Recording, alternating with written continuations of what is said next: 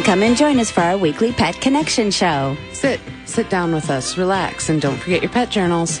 Please stay with us for lively and informative conversation about pets. Good morning, pet appreciators. Good morning, Twin Cities. I hope you're all on the right time frame now. So it seems like we all lost an hour of sleep. So good morning, everybody. Yes, it was definitely hard to wake up this morning. Thank God cell phones automatically update times. And my cats remember that they need to be fed at a certain hour, so that was helpful as well. Oh, that's good. Yeah. I was totally surprised at the time. So I'm just grateful that I got here. So anyways, good morning, pet appreciators. And I hope you're surviving your loss of sleep, but just think in 6 months you will be able to gain it back. Yeah, that'd be nice. Absolutely. But you know what? Loss of sleep is not the only thing that we're going to be talking about here on the Pet Connection show. We're going to be talking about, actually not quite as lively of a topic, but we're going to be talking about pet loss. As all pet owners know, that's something that we all have to go through. We all have to deal with. And if you're not a pet owner and you're a pet appreciator, we all know that we can be in different roles as support people, support family members, supportive friends, etc. And in studio today, not only do we have the wonderful women in the pet industry and who are affiliated with the Pet Connection show along with the Urban Dog walking and pet sitting business, is Dr. Nicole Perrault and Abby Sullivan. So good morning, ladies. Good morning, everybody. All right, but we also have two guests who deal with pet loss on a regular basis. We have author and animal chaplain Sid Corpy, and also a veterinarian who specializes in euthanasia, in particular at-home euthanasia. And her name is Dr. Rebecca McComas. And I'd like to welcome both of you. Good morning. Hello, thank you for having us. Yeah, thank you. Oh, yeah, and we're grateful that you're here. This is a difficult topic. Pet appreciators, we know that. But we are definitely going to put on our brave faces and talk about a healthy way to deal with this aspect of owning pets. And Sid, why don't you start with letting us know a little bit about your animal chaplain services and then also your book. Well, thank you, Kathy. Animal chaplaincy is a field that's really in its infancy, and there are people who define it in various ways. Some people do animal communication as part of it. I instead see myself as a bit of a grief counselor for people who have lost their pets. I help them to prepare for, work through, and move on after pet loss.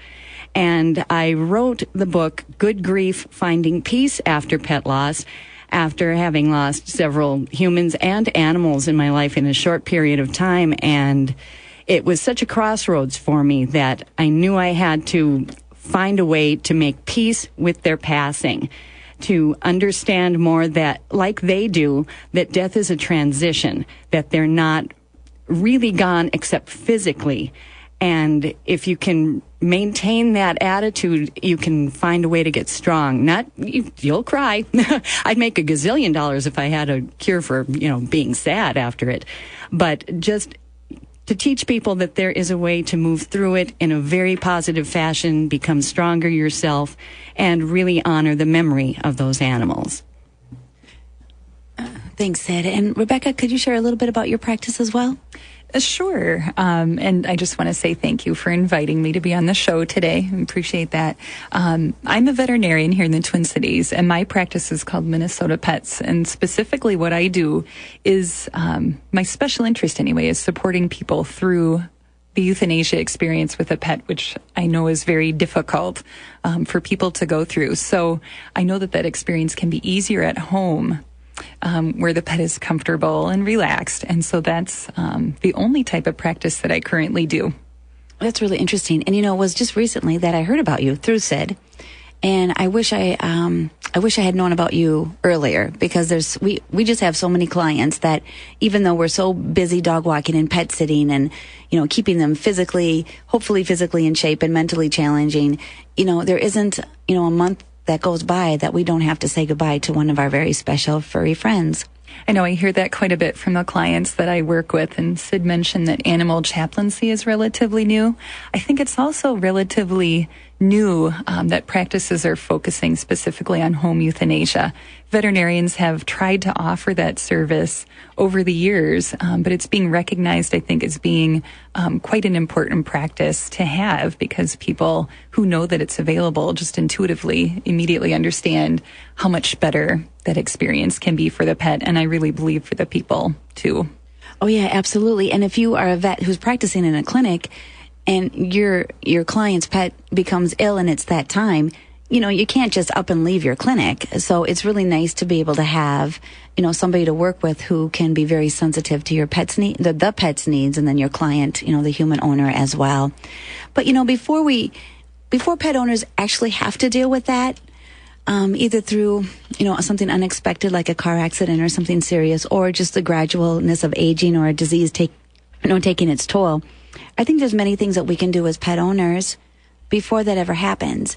Like as a parent, many of us have like living wills for our children or other special important people in our lives. And I think in many ways, now I'm not advocating a living will for your pet right now, but I think in many ways, when we begin our ownership of a pet or when we welcome a pet into our lives, we can work with our veterinarians and also design some things for ourselves. So when that time comes, like a framework, when that time comes, we can be at least a little bit more prepared to go through that process. And Dr. Nicole, you shared a while ago with me, I think just over coffee, some sort of a checklist, although I don't think that's what you called it. But could you touch a little bit on that for me? Sure. Yep. What Kathy's talking about is actually, I had learned about this in some seminar that I had attended, and basically talking about encountering clients at that very difficult time when they're trying to decide, how do I know, what would you do if it's your pet? Basically, what I think a good thing to do is when you start out with a puppy or a kitten, kind of make a little list of what you think is important to that animal. What shows that they're enjoying their quality of life? Is it the way they enjoy their food, the way they play, the hours that they sleep, things like that? And then keep that somewhere. Either you can give it to your veterinarian and we can put it in the file, or put it in your own personal file at home with your animal stuff, vaccine records and all of that. But that way, when the animal, is aging and is, 17 or whatnot, you can pull that out and remember, okay, this is what I thought was a quality of life. And if we're not seeing that, that's almost, I feel like to me, that would help me to make my decision, because we don't want to prolong their lives just for us. So I guess that's kind of helpful, I think, to some people. Oh, absolutely. And it's not like you have to stick with that list. I mean, you made that list many years ago. And this, of course, will apply to a rescue pet as well, but at least it gives you an idea, because when you're in that decision-making process, it's painful. We all know that. It hurts, and our thinking, I don't want to say gets distorted, but it's not always in the best interest of the pet. It's usually totally, not totally, but it's, we have so many emotions that cloud some of the practical decisions that need to be made.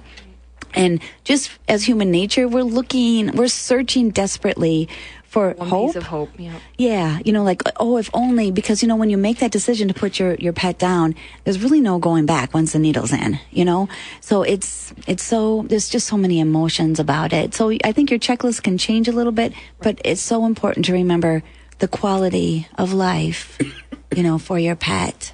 Yeah. Well, I would just second that too. As the pet gets older, some of the deterioration that people see is very gradual. And if you don't have a list like that, you can kind of forget what the pet used to do. You come home from work and it would always steal your gloves and run around the house. Well, it's not doing that anymore. Or we used to play tennis ball out in the yard, every afternoon, but my pet doesn't have the energy for that anymore. And that really gradual decline can make it difficult for people to assess really where their pet's quality of life actually is. Yeah. And I think too go ahead. Oh, no. Okay. No, I think too, listeners always know that I bring it around to the cats. Kathy knows I'm kind of the crazy cat lady, but I think looking at cats too, like we know that they're these very fastidious creatures that like to be clean, and when you see them age and they're not grooming anymore, or they just look kind of like they've given up, that's something to keep in mind too. That's why the list, like you mentioned, as they age, you can kind of change that a little bit. Yeah, things like their dignity. Right. Not just what's fun for them, but what really marks a quality life in terms of how they define themselves if they have that kind of awareness. I was just going to share that Rebecca and I were chatting before the show about this kind of a thing that happens to humans and animals before they die many times, and it's rallying right before they go. And, Excellent point. And the thing that happens is, I've had it happen. I've made the appointment. I'm bringing my dog or my cat in, or I'm ready to, and suddenly they're going, no, I'm feeling much better. I'm going to run and play and eat now. Do. And then I call and cancel the appointment, of course. And then they might be okay for a day or two or whatever, and then they take a nosedive. Well, if you look at that rallying as, oh my gosh, it's a miracle cure, you're going to be doubly sad when it turns. If you go into it expecting that this can happen, but reframing, again, all of this stuff is reframing how you view it. If you can reframe it to see that rallying as a final loving gift to you that gives you a chance to remember them how they were, to have a good last memory rather than, oh, I waited until they were in the midst of a seizure to do this, and that's what I'm going to always have etched in my brain. Then you can just say, thank you for this last little gift, really live in the moment with it and enjoy it, and then be there to support them when they say, okay, that's all I've got. Yeah, that's a really, really good point. Yeah, one thing I do want to point out is I've worked with dogs who've been in some pretty bad circumstances, whether they're paralyzed or can't move around. And one thing people need to consider is there is always hope for animals to get better, but we do have to be practical, and we are the ones who are making the decisions. And for a large animal to lay on the ground and not move around or something like that is not a quality of life thing. And we need to think of that always. Exactly. The key thing here in dealing with pet loss is quality of life. And so let's keep that in mind, pet appreciators, as we go into the break, and we'll see you on the other side. Thank you.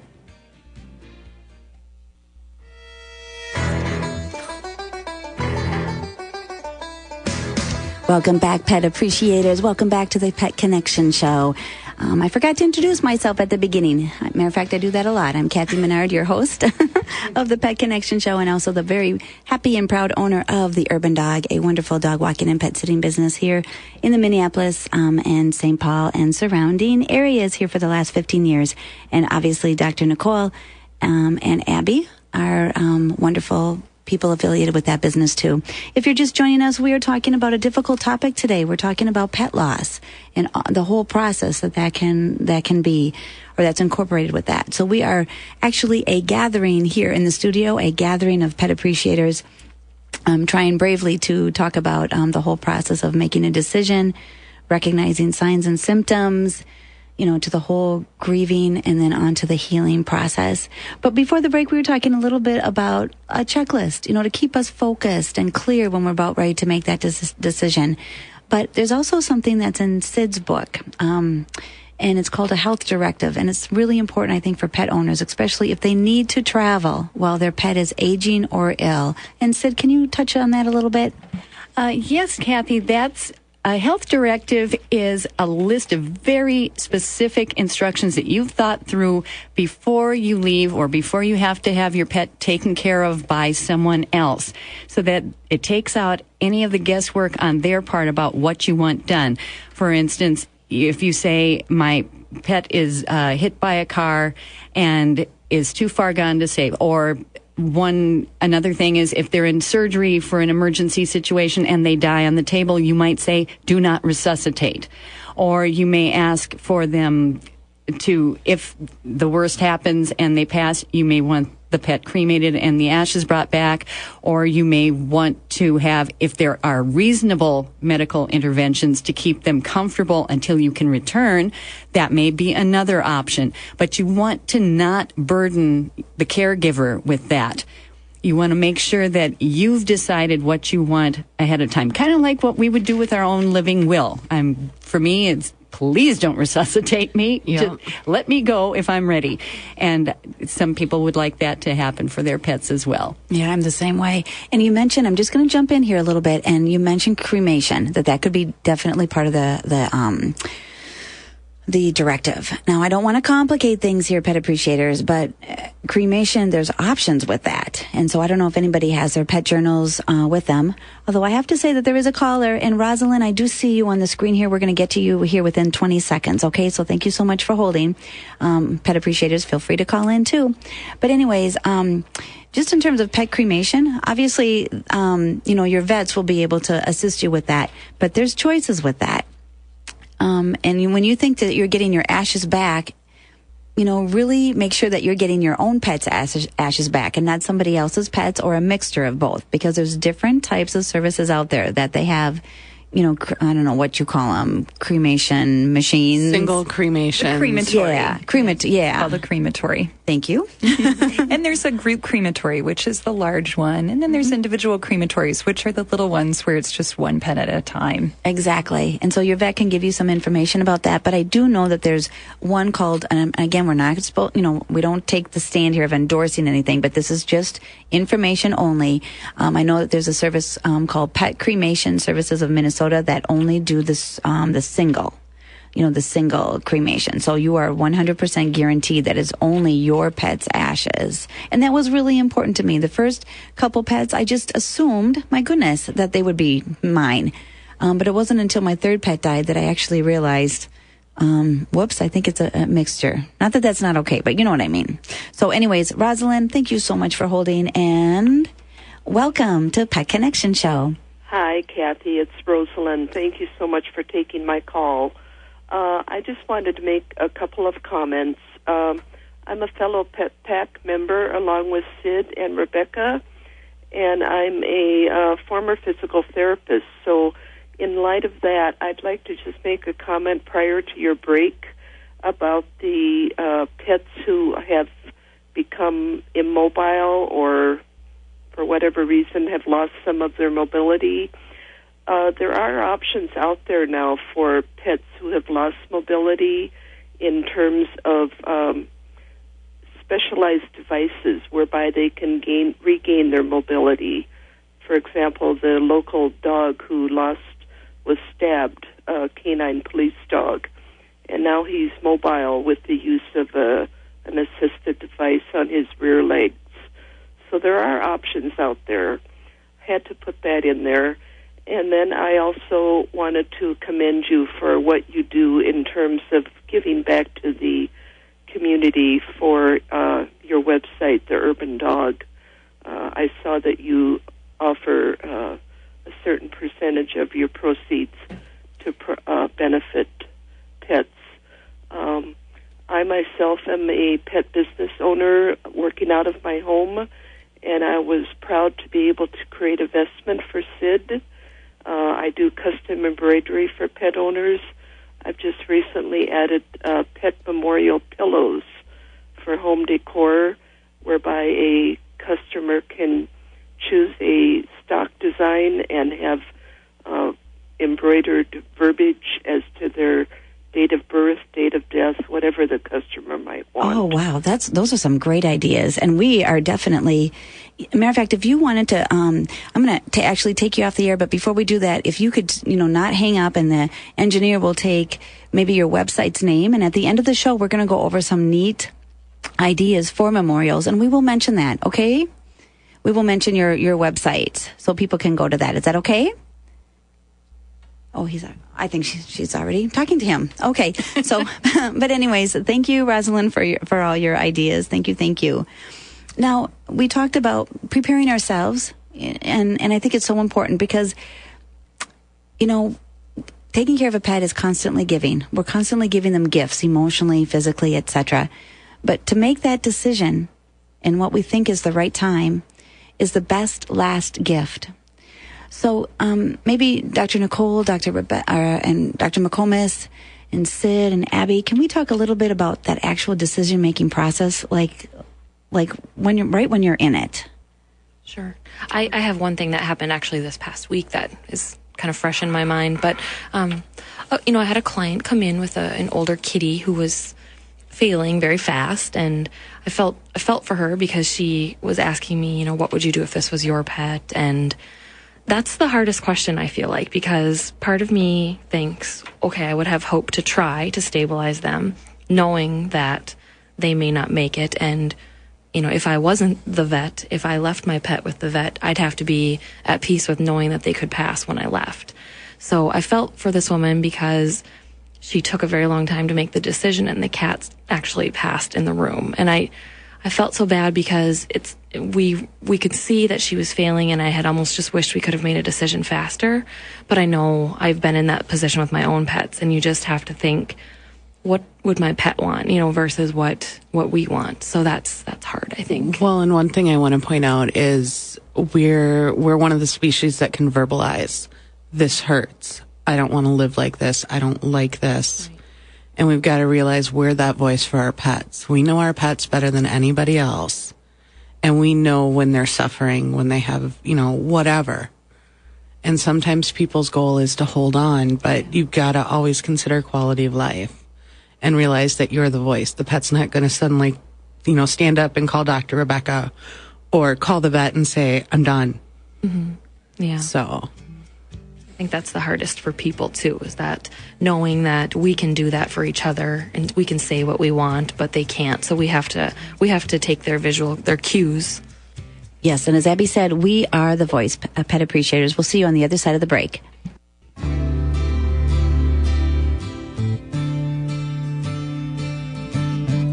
Hey, pet appreciators, welcome back to the Pet Connection Show. And it was pointed out to me, and we had a little giggle about this over the break, that when I say, I'll see you on the other side of the break, it's a great metaphor for pet loss. So, but before we go on to the actual decision-making and some of that kind of thing, the vets here want to clarify a little bit about the cremation that we talked about. So go ahead, Dr. McComas. Sure. It's one of the biggest questions that I get from clients every day, is a concern if they want to have an individual cremation done, that this is truly their own pet's remains. And it is. The crematories that are in town, and there's 3 main ones, they offer individual cremation. And what you get back is really... I don't want to be too graphic. I don't want to upset anyone, but it's bone tissue. That's all that remains after the cremation process. And what they do is they take those and process them into a relatively fine powder.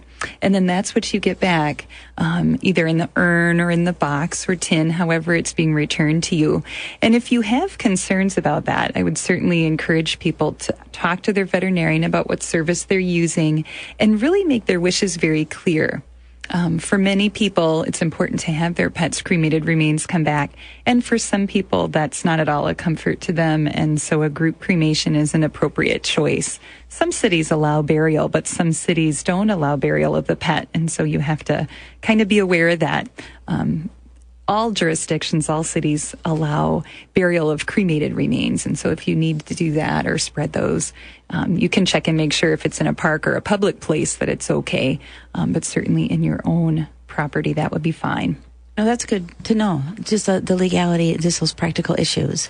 There is also, I'm not sure of the name, maybe one of you know it, but there is a place where you can actually go and actually be present for the cremation of your pet. I haven't had a lot of people interested in that, but some are. Do you remember the name All of that? 3 of the crematories allow an attended cremation, Okay. is what it's called. Okay. Yep. Perfect. Thank you. And then you can be extra sure. You see the pet go into the crematory, and you see the remains come out. And so there's a lot of peace of mind in that. Yeah, exactly. One of the things that I wanted to touch on as well is just the grieving process. I think the grieving process can begin before we ever say goodbye to our pets. Just that realization that happens. I know with some of my clients, as they're aging, sometimes when I go to walk them, there's just that aura, that feeling that this is the last time I'm going to see you. And I don't know why, but the majority of time I've been accidentally right for whatever reason. And I'm always so grateful that I had a chance to say goodbye at that time. But there are definite stages of grief, and it's not any different than when dealing with a human. And Sid, you touched beautifully on that in your book. Could you touch on it now? Yes, what you were talking about, I think, is one of the toughest things. I term it preemptive grieving, and it's the stuff we go through when watching any pet age. I know that it's like human beings don't live in the moment. They see their animal aging and they instantly hit the fast forward button and they race themselves emotionally to the end of the story instead of appreciating every moment in between. And so I try to encourage people to reel that back and realize that we're not being a friend to ourselves by torturing ourselves that way. And, we do have all the, the denial, the bargaining, anger, and acceptance and so forth that you do with any kind of loss, not even just death, but we go through different stages, different order, and so forth. But I encourage people, if you live in the moment and really, really, really attend to your pets in a loving way, you will get past a lot of the more painful things. If you are in denial that your pet is ill, you're going to wind up on the other side so tortured with grief and guilt because you didn't take care of something you refused to see.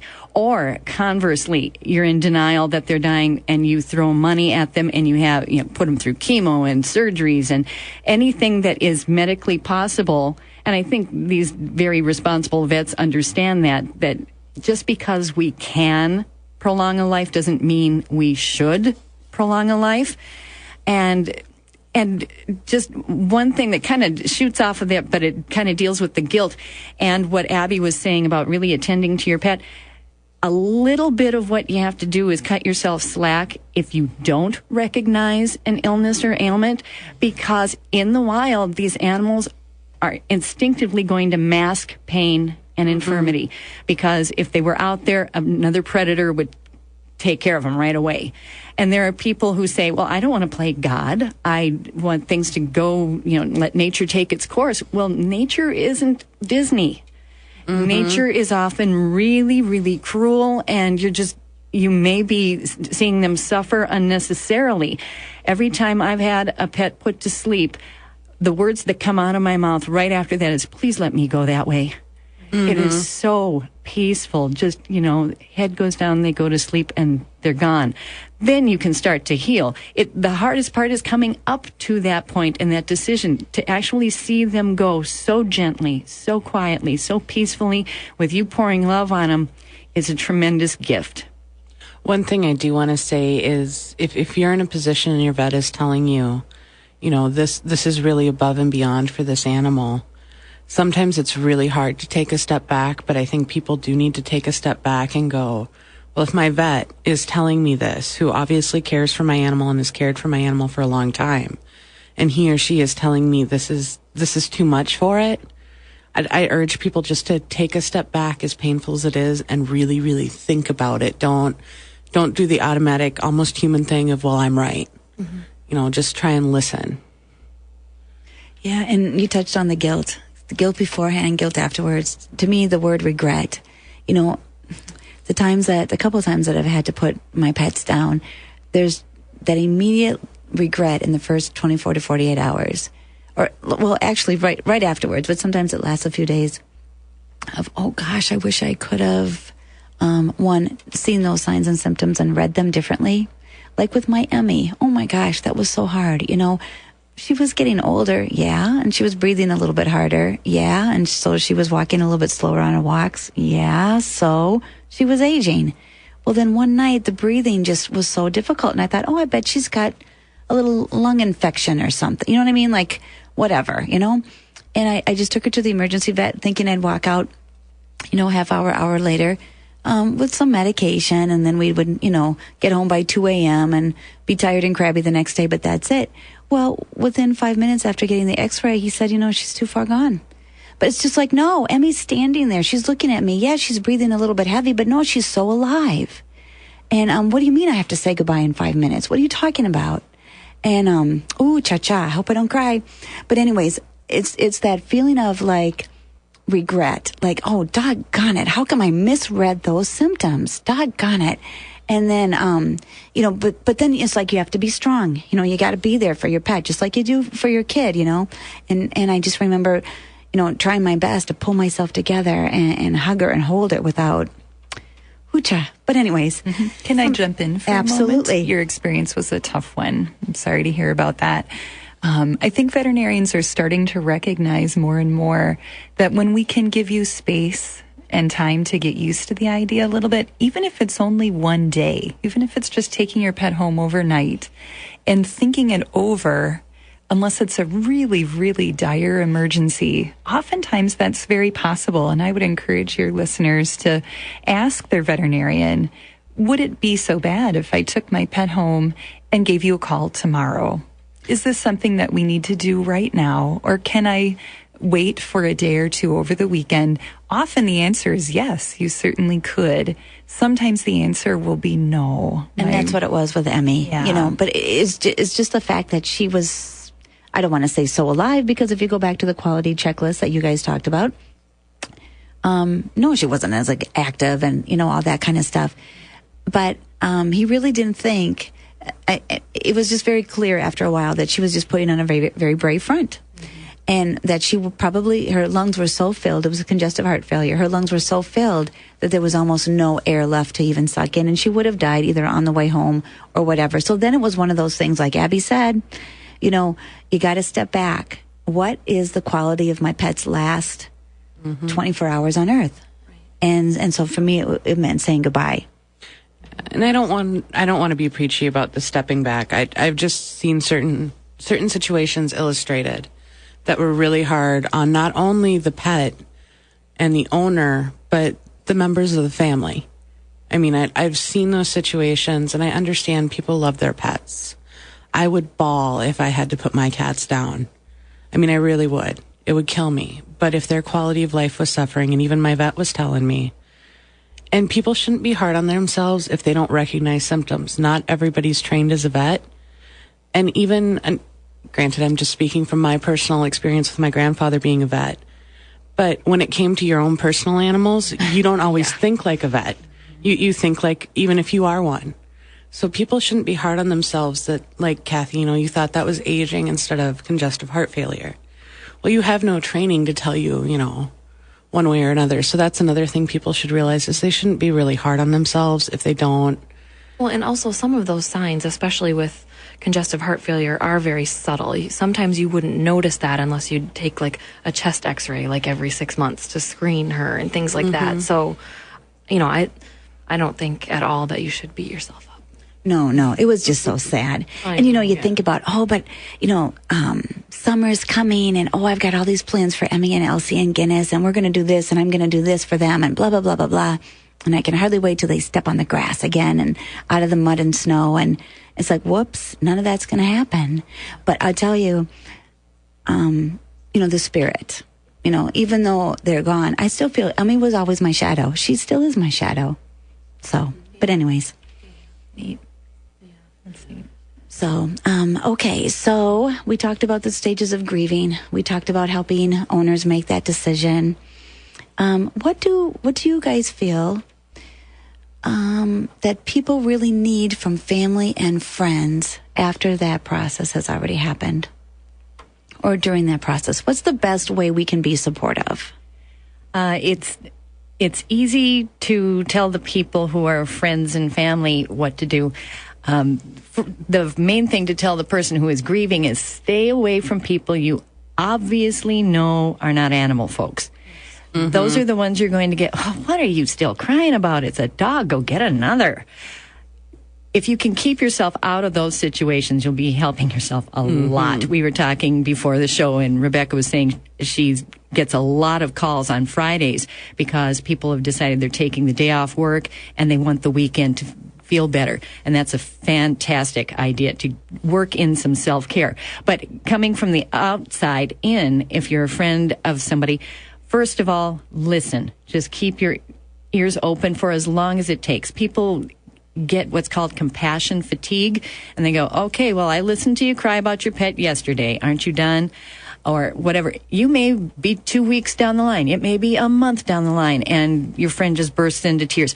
Listen without judgment, and give them good distractions, healthy distractions, going on walks, helping them weed in the garden, doing their grocery shopping for them. Take care of the little things that they aren't in a position to think of when you say, is there anything I can do? Well, don't make them think of it. Just do it preemptively for them. One thing too, real quick, I know we're coming up on a break. I'll have to touch on it when we get back. There's the teaser. See you on the other side. Thank you.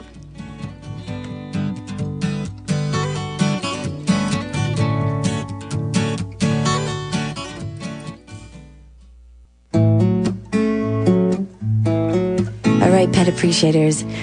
Moving a little beyond grieving here and moving into the healing process. Nicole mentioned some of the positive things, or was thinking about some of the positive things that we can do for people who have lost their pets. Yep, and I, in helping a lot of my friends and close relatives overcome the loss of their pets, what I've tried to do, because I know that it helps just from experience, is try to make them laugh about some silly thing that their pet did, whether it, went outside and chewed up things. I mean, that will make them laugh. I mean, that's, I think, one thing to focus on, and that's what I try to do, because there's only so many times that you can say, I'm so sorry, I wish there was something more we could do. So I think bringing it into the next step of, try to get them laughing and remembering, because that is, I think, a warming feeling to them. Like, I know for my own pets and stuff that have passed, that thinking about something silly that they did just makes you happy, and that kind of keeps the memory alive. So, oh, sorry. I was just going to say, too, that you're validating. You're saying your pet was very important to you. So let's talk about that. Mm-hmm. Mm-hmm. Oh, I was going to say, we had a house fire. My parents' house burned down. There were 3 of our animals inside, and one of them was my dog. And we remembered her by, the little story. She was an abused dog before we got her, and had her for a long time. But Annie used to talk.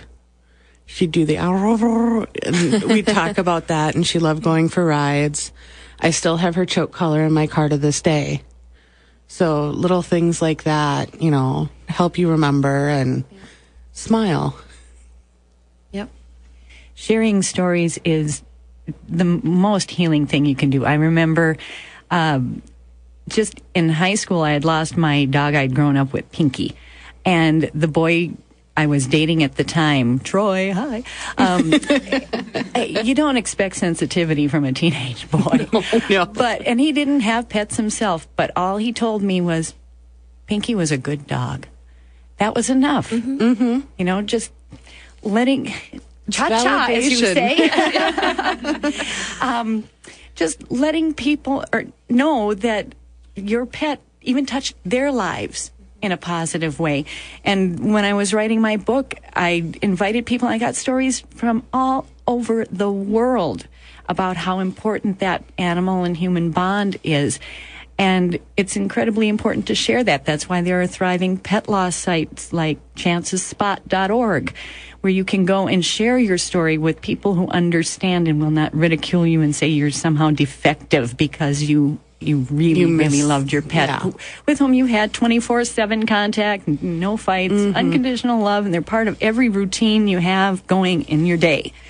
How can anyone say that's not a loss when that's ripped from you? Yeah.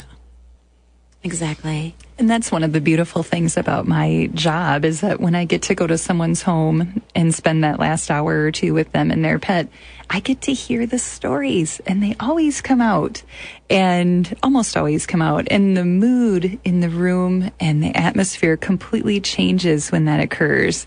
It's a very healing process. The healing even begins right at the time of euthanasia, when people can visit those stories and tell those stories and have supportive friends and family members there at that moment. It isn't as tragic as it is, maybe when you're on your own and don't have that support. So I always encourage people to invite others to come and be a part of that experience. And there's nothing icky and awful about it. It's really quite peaceful and very beautiful in some sense. I think it helps some people to see the process and see that it really is an easy process. The animal's not in pain, and this is the best thing that you can do for them at that point. I was amazed when I started my animal chaplaincy that I, the biggest wuss biscuit on this planet, would voluntarily accompany people to their pets' euthanasia. I never thought I could do that. And I bawl right along with them, even if I didn't know the pet. But it's not, for me, it's not just because it's sad for them and I'm empathic and feeling their pain. It is just like Rebecca said, it's very beautiful. Mm-hmm. And it's just so profound that it chokes you up. Well, and I've got to say, I agree with you, Sid. If I go, that's the way I want to go. It's just, it's quick, it's painless, and you can almost feel the animal just breathing a sigh of relief. Yep. Honestly. And there's so much more accepting of the stages of life. They're just so much more accepting. I remember when Quincy passed away, he went off to a little corner. He never, ever went into a little corner, but just, when his cancer got too bad, he just went off into a little corner. And I told myself, okay, this is it. This is it. Because that's what they would do in the wild. They would go off to a quiet little place to pass. And I find that, for me, music does everything for me. Heal, heal, heal. But music and art and poetry, photographs, all that kind of stuff can be ways to memorialize our pets and keep them with us. And I'm fairly spiritual, not religious, but I'm fairly spiritual. And I'm just so grateful to be able to be, to feel sometimes. And I know this is a personal thing. I don't expect everybody to feel this way, but just to feel their presence. And I just wanted to say that, dioramas, do you ever remember making those in school? That's something that I have found to be really helpful because you can bring all aspects, use all types of materials, and just keep a special little... Well, I think the idea about memorials is this giving ourselves permission to remember. That you don't have to get rid of the leash and the collar or the food bowl or the blanket. You can keep those items. And if they bring comfort to you, keep them close. The pet's paw print that we make at the time of euthanasia, if you have the pet's cremated remains, keep those things in view. Keep them where you can talk to your pet. It's giving yourself permission, I think. Yeah. Well, and it never, like I said, I've still got Annie's choke collar. I don't use it. I've never used it on another animal since. But I've always had it with me. It's always in my car. And I'm in my car for a good part of my day every day. Yep, that's part of dog walking. So, I get to see that every day. And that was 8 years ago now. But I still get to remember her every day. And yet you're not holding on to it in a kind of a unhealthy manner. There's a line between that. You will have people who get stuck in their grief, in which case, if you are still feeling just torn to bits 2 weeks in, that may be a sign of clinical depression, and you may want to really seek out a professional's help. But I still have a picture of my Westie Mortimer, and I have it facing me every time I walk through my parlor section of my house. I wave at him and say, "Hello, my angel." And I'm not stuck in grief, but I will always remember. Yeah, you have that little memento to remember by. It doesn't make you sad or anything like that. It's just, you think of the good times and smile. Yeah, and then our journeys are still together, but just in a different way. Exactly. Yeah, it's not necessarily, physical or whatever. So any other ideas you guys might have to share with... In the last minute? Yeah. Concrete, any unique memorials that you've come across or anything like that? People do some really nice things with gardens. They set up a memorial garden, doing artwork, writing songs, writing stories, poetry, drawing caricatures, any of these kinds of things. I think the creative process that comes out of us is another sort of healing balm. Yes. Yes, exactly. So, pet appreciators, we can't thank you enough for gathering with us today around the radio, wherever you are, in your car, and, just talking about things talking about the best last gift we can give to the animals that we share our lives with. We really care about you, pet appreciators. We really care about your pets, the ones that are here and the ones that have passed on. We wish everyone a wonderful week. Thank you.